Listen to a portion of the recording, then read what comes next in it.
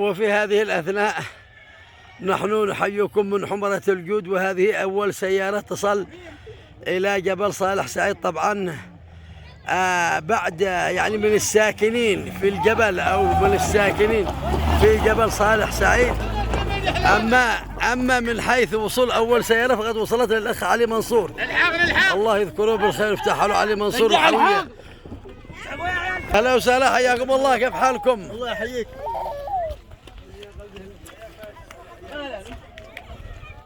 لا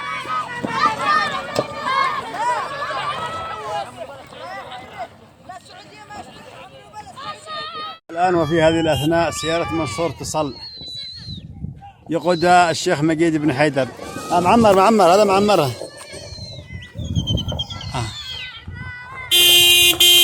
يا وزير ضرب هنا، ضرب.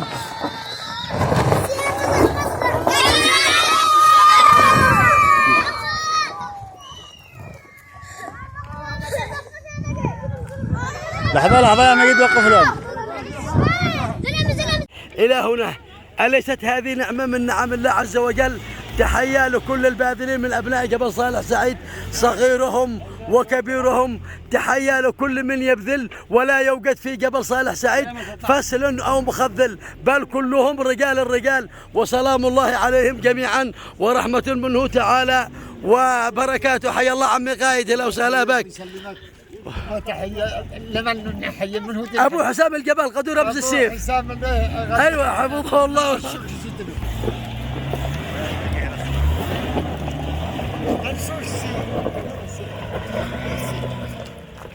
ما شاء الله، الله يفتح لهم، يصلوا سالمين غانمين بإذن الله.